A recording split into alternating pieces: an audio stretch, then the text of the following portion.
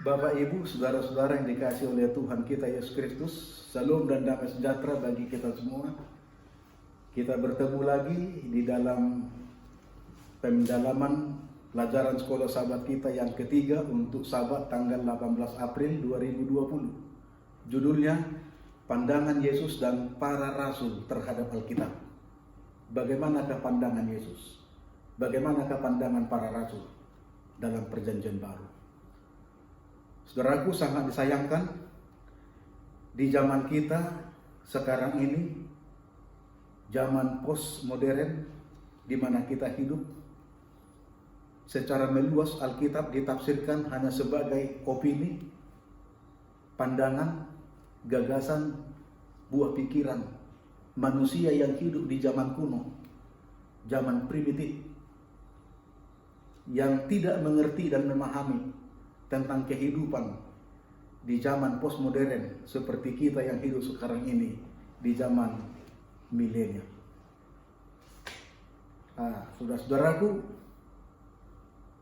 itulah sebabnya banyak orang tidak berubah dan tidak mengerti, walaupun mungkin mereka memiliki pendidikan, karena cara pandang mereka terhadap Alkitab. Itulah sebabnya Yesus menekankan tentang Alkitab. Matius pasal 4 ayat 4. Tetapi Yesus menjawab, manusia hidup bukan dari roti saja, tetapi dari setiap firman yang keluar dari mulut Allah. Yang keluar dari mulut Allah itu firman Allah. Alkitab ini wahyu Allah. Alkitab ini firman Allah yang diilhamkan kepada para penulis, nabi-nabi dan hambanya, dan juga kepada kita. Ketika Yesus menghadapi 3 pencobaan dari setan. Pencobaan yang pertama berbicara tentang selera, physical needs. Setelah lapar, berpuasa 40 hari 40 malam, lalu setan datang, dia tawarkan makanan, jadikanlah batu-batu ini jadi roti. Lalu apa jawab Yesus? Pencobaan yang kedua dibawa untuk mentalitas, superior, menjadi orang hebat, ya, dibawa ke atas hubungan baik suci. Lalu setan katakan, jatuhkanlah dirimu, malaikat-malaikat Tuhan akan datang menangkap dan menatang engkau, kakimu tidak akan terantuk. Apa jawaban Yesus? Lalu yang ketiga tentang spiritual need, penyembahan, hubungan kita dengan Tuhan. Lalu saya akan memperlihatkan seluruh panorama keindahan dan kemegahan dunia ini. Dia mengklaim bahwa dunia ini miliknya. Lalu dia katakan, akan kuberikan semuanya ini jika engkau menyembah aku. Jawaban Yesus sangat tegas. Jawaban Yesus sangat jelas. Dia menekankan ada tertulis. Ada tertulis itu adalah Alkitab, firman Allah, wahyu Allah yang diilhamkan. Di ayat 4, ayat 7, ayat 10, ada tertulis, manusia hidup bukan dari roti saja, tapi dari firman yang keluar dari mulut Allah. Itu semuanya firman Allah, kehidupan yang kekal, keselamatan bagi kita, kebutuhan mutlak untuk kita. Lalu yang kedua, ada tertulis jangan mencobai Tuhan. Dan yang ketiga, ada tertulis engkau hanya menyembah Tuhan Allahmu saja. Jadi Yesus dengan menekankan ada tertulis itu, bahwa Alkitab itu adalah firman Allah. Bukan dongeng, bukan mitos, bukan cerita legenda, bukan buah bibir manusia atau opini, buah pikiran, pandangan manusia kuno zaman dahulu. Yesus dan hukum. Yesus dan hukum itu ada kesejajarannya, ada hubungannya dan kolerasinya. Hukum adalah cerminan dari tabiat Yesus. Yesus adalah sumber daripada hukum itu. Dan Yesuslah hukum yang hidup, yang berjalan, yang dapat dilihat menjadi contoh dan teladan bagi orang berdosa.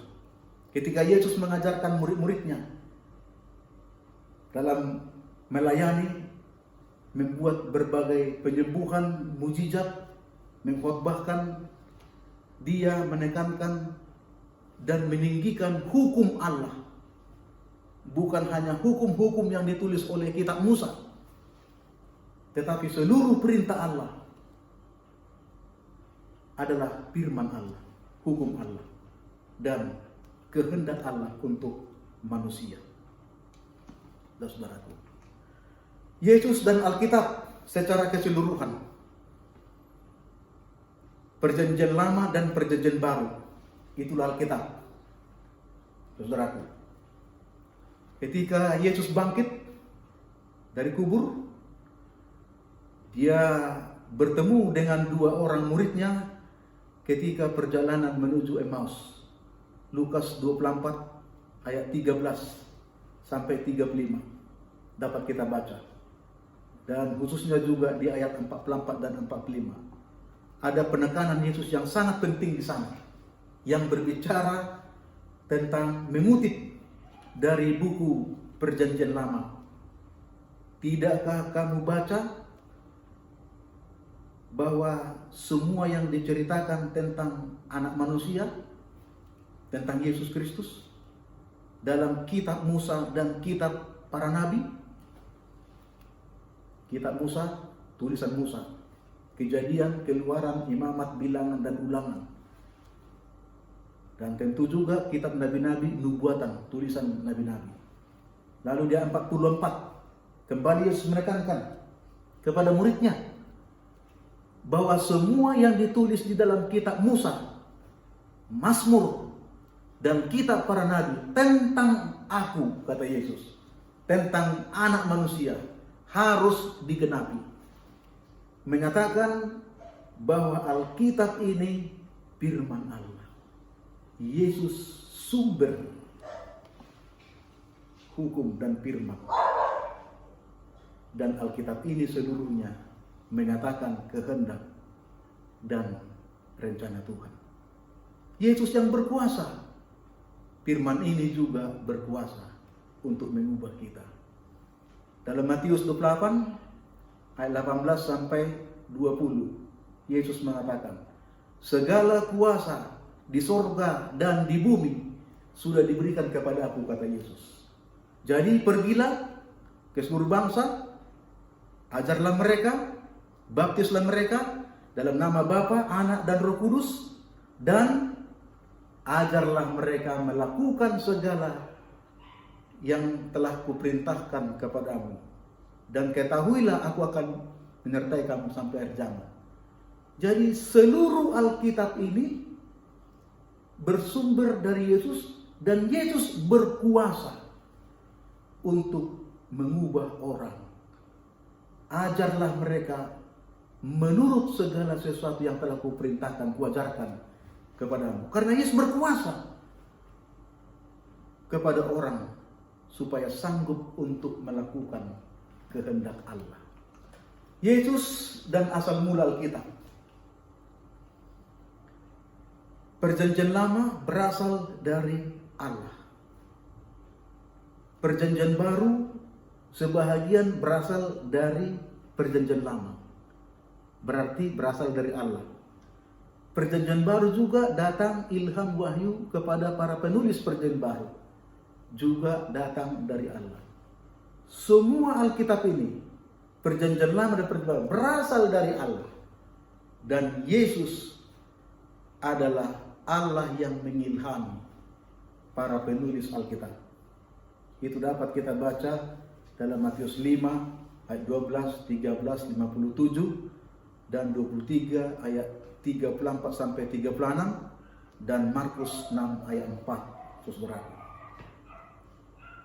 ketika Yesus mengutip, apakah itu nama, peristiwa, tempat dari Perjanjian Lama, Yesus mau menekankan bahwa Allah pengendali, mengontrol sejarah dunia ini. bahwa itu benar, akurat, fakta, bukti bahwa Allah yang bekerja dan campur tangan kepada dunia ini. Bahwa itu menyatakan bahwa firman Allah ini benar, akurat, catatan-catatan yang kuno yang disebutkan dalam Alkitab Perjanjian Lama ini. Seperti Kejadian 1, penciptaan, Kejadian 4 tentang Habel, lalu Samuel dan Mazmur tentang Daud, dan apakah Elisa dalam Raja-Raja, dikutip oleh Yesus menyatakan firman Tuhan yang benar dan akurat, diilhamkan dan Tuhan mengontrol sejarah. Lalu di Perjanjian Baru, Matius 24, 25 dan Lukas pasal 21, Yesus menubuatkan tentang kedatangannya yang kedua kali. Dia katakan sama seperti zaman Nuh. Berarti cerita Nuh, peristiwa air bah dalam masa yang lalu di zaman kuno Perjanjian Lama itu benar. Bukan isapan jempol atau mitos atau dongeng atau hanya cerita legenda buah pikiran orang. Itu benar, firman Allah. Saudaraku, dan banyak tanda-tanda yang dibuat Yesus bahwa kedatangannya kedua kali, kejahatan dan dosa di dunia ini sama seperti di zamanmu. Dan kalau air bah itu datang benar pernah melenyapkan dunia ini, maka Yesus juga akan benar datang, pasti akan datang kedua kali. Yang terakhir, para rasul dan Alkitab. Apakah para rasul, penulis Perjanjian Baru, memperlakukan Alkitab ini sama seperti Yesus memperlakukannya? Apakah menerima Alkitab ini seperti Yesus menerima Alkitab ini? Apakah mereka menghidupkan firman Tuhan ini seperti Yesus menghidupkan firman Tuhan? Jawabnya ya. Boleh kita baca Injil Matius, Markus, Lukas, Yohanes. Demikian juga Petrus, Rasul Paulus, Yakobus dan juga Yudas. Para penulis Alkitab ini sama seperti Yesus memperlakukan Alkitab ini di atas segala-galanya. Perjanjian Lama berpusat kepada Yesus dalam nubuatan, Perjanjian Baru kegenapan wujud yang sesungguhnya dari Yesus. Lalu Perjanjian Baru, inti pekabaran mereka hanya satu, yaitu misi Injil Yesus Kristus, bahwa keselamatan, kabar baik hanya ada di dalam Yesus Kristus. Saudaraku, sama, tidak berbeda, baik Perjanjian Lama maupun Perjanjian Baru. Yesus, rasul-rasul, para penulis Alkitab meninggikan bahwa Alkitab ini firman Allah, otoritas yang tertinggi, standar di atas segalanya untuk kebenaran dan ajaran manusia, doktrin, dogma gereja, saudaraku, dan standar moral yang mengatur hubungan secara horizontal sesama manusia ciptaan Tuhan, dan juga hubungan vertikal dengan Tuhan Allah dalam komunikasi kerohanian dan iman kita, saudaraku. Dalam Yohanes 17 ayat 17, ketika Yesus berdoa kepada murid-muridnya, Yesus mengatakan, "Ya Bapa, kuduskanlah mereka dalam firman-Mu. Firman-Mu adalah kebenaran.